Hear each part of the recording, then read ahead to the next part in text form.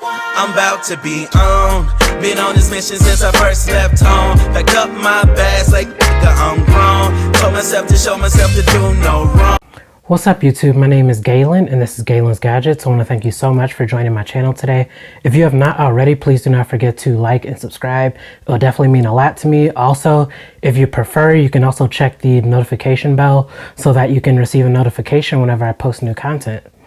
So today I will be going over my 1-year experience with a phone that I just feel that I have not found a very valid reason to upgrade, and that is the OnePlus 7 Pro. This is a flagship from 2019 from OnePlus, and I've had a very pleasant experience with it. I'm going to be going over that positive experience as well as a few dislikes that I've had with the phone. I will also be going over why I think this is a very solid option even in 2021. So I'm not going to hold you any longer. I'm ready to get to this video, so let's do it. Okay, so first things first, I'm going to talk about the build quality of this phone. The build quality of this phone has been very solid for me in terms of durability. I really haven't had like any cosmetic issues with this phone at all. No real cracks in the screen or anything. I have gotten like the occasional scuff like around the housing or anything like that, just because I do not wear a case like 24/7. So sometimes I may drop it on a hard surface, but no cracks or anything like that. And my favorite thing about this phone's build quality is actually just how premium it feels in the hand. That's why I usually don't wear a case when I'm at home. It just feels very nice to hold in the hand. It really feels like your high-end iPhone or your high-end Samsung phone, just because this was OnePlus's last year's flagship. So I really just like how premium it feels. It does have a glass back and a glass, or of course a Gorilla Glass screen as well, and then the frame is like an aluminum housing, so it just feels really nice to hold. One issue that I do have is just how big it is. I do love big phones. I really love having big phones, but this one is just too big sometimes, especially when it's paired with a curved display. There's just a lot of accidental touches and things like that when I don't have a case on that I experience, and then just reaching to the top of the screen to like look at notifications or different things, or just touch something at the top of a screen. It can be pretty hard sometimes when you're using one hand, but it's not really a deal breaker in my opinion. So really that's the only negative experience I have with the build quality. Okay, so now I'm going to talk about my favorite part of that phone, and that is the display. The display on this phone has just been absolutely great. It's a huge 6.67-inch display. It gets up to 1440p, so everything is crystal clear. It's an AMOLED screen, so everything is just super loud and vibrant. Viewing angles on it are great. The brightness gets really bright. The adjusted brightness works really well as well, so no issues with the display at all. I really like how immersive the display is as well. This is one of the few phones out that does not have a spot for the selfie camera on the front. My phone's selfie camera is actually inside of the phone, so I'm going to show you how that works. So as you can see, it just popped up and unlocked my phone, but when you go into the camera,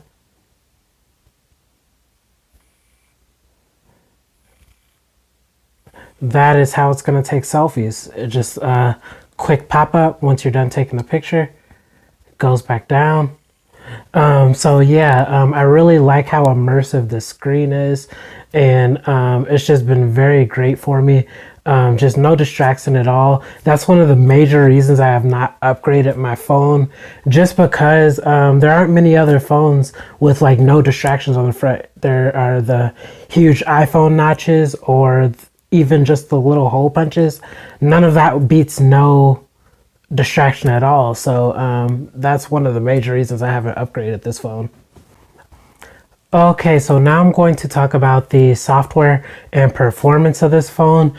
So after a year, I really haven't really noticed much of a slowdown in terms of performance. It has the Snapdragon 855, and my version has 8 gigs of RAM. So yeah, really haven't noticed a slowdown. I think the main reason for that is because I don't do a lot of heavy tasks on my phone. I don't really do a lot of gaming. I really just use my phone for scrolling social media or things like that. But I do occasionally do video editing, and when I do that, I do notice that my phone does tend to warm up a little bit for heavy apps like Power Director. So yeah, there's that. That's not really a deal breaker for me in terms of performance. Everything still works pretty fine.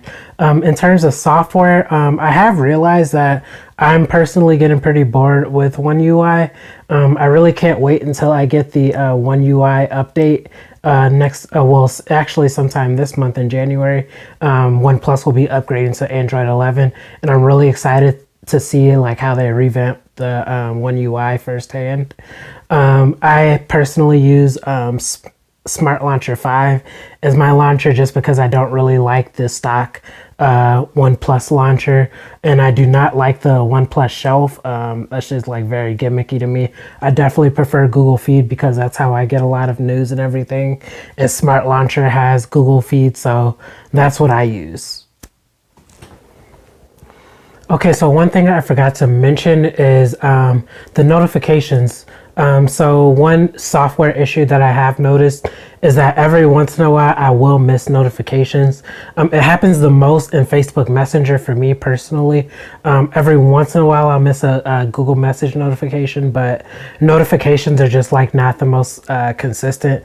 I do have to like mess around with a few things like turning off battery optimization for certain apps and things like that. So yeah, that's one issue that I have had with OnePlus. I really hope they fix it with the Android 11 update that I'm going to be getting soon with on my 7 Pro. But yeah, that's one issue that I've had. Okay, so now I'm going to talk about the battery life on this phone. The battery life on this phone is still very consistent even after a year. I consistently get around a day of usage, 7 to 9 hours of screen on time in my cases usually.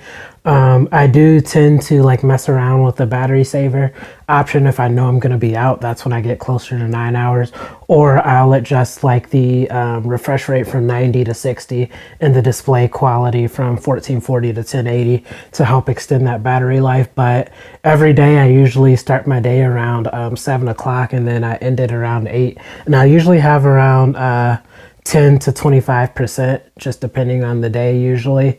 So yeah, battery life is still pretty solid. One thing I do love about this phone is how fast it charges. This is my first experience with warp charging. It's OnePlus's like proprietary charger. It's absolutely amazing, and I can't imagine like how phones are even getting like faster charging than this. Like my phone will literally charge from like 0 to 50 in like half an hour, and it's just crazy to me. I've never had charging that fast, and it's just a very good experience. This phone does not have wireless charging even though it has a glass back, but that's not a deal breaker for me because I had a phone with wireless charging and didn't even use it. So warp charging definitely makes up in that regards for me.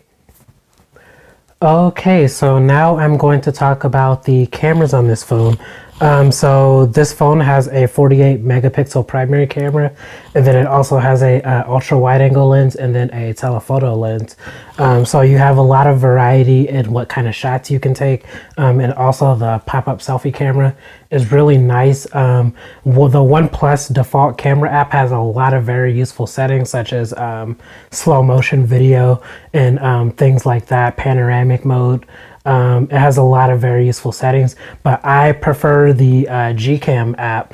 Gcam is basically like a application developed by developers that like will bring the same settings and quality over from Google Pixel phones, which are arguably the best cameras on any smartphone, the Google phones. So I use that app primarily, and I get a lot more detail in my opinion using the Google camera app. and the portrait mode pictures look a lot better. Just the background blur and everything in those pictures just look way better than the default OnePlus app, in my opinion.